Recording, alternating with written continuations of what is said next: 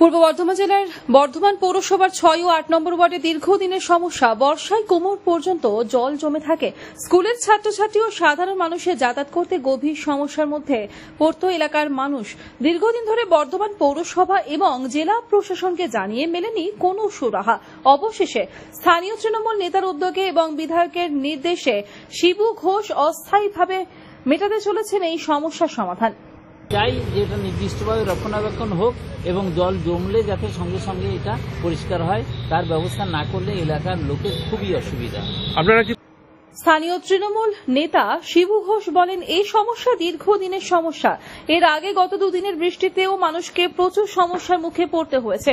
এই রাস্তায় যাতায়াত করতে গভীর সমস্যার মধ্যে পড়তে হচ্ছিল সাধারণ মানুষকে। সেই সমস্যার কথা বিধায়ককে জানিয়েছিলাম।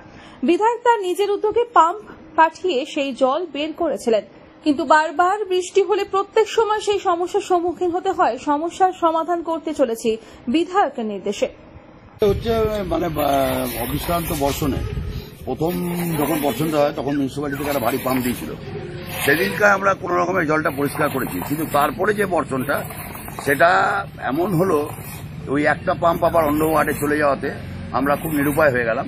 তো গতকাল আমরা বিধায়ককে বলেছিলাম, বিধায়ক বলল যে ঠিক আছে তোমরা ব্যবস্থা করো, আমি যেটা লাগবে আমি তোমাদের ব্যবস্থা করে দেবো। তো বিধায়কের নির্দেশেই আজকে আমরা এই সম্পূর্ণ এই পরিষেবাটা দিচ্ছি এবং এখানে উপস্থিত আছে ৬ নম্বর ওয়ার্ডের তৃণমূল কংগ্রেসের সভাপতি, আমিও পার্টির একজন কর্মী। সব সরকার করবে এরকম মানসিকতা রাখা উচিত নয়। আমরা যখন দল করি সরকারে, আমরা যখন মানুষের কাছে ভোট চাইতে যাই, দায়বদ্ধতা আমাদেরও আছে। তাই আজকে আমরা নিজেরা উদ্যোগ নিয়ে এবং সৌজন্যে খোকন দাস তিনি নিজে আমাদেরকে আশ্বস্ত করেছেন যে তুমি করো, আমি যে সব ব্যবস্থা করার পয়সা করি টাকা যেটা লাগবে আমরা দেবো, তুমি কোনো চিন্তা করো না, তুমি এগিয়ে চলো কাজ। ব্যুরো রিপোর্ট, আনন্দ বার্তা।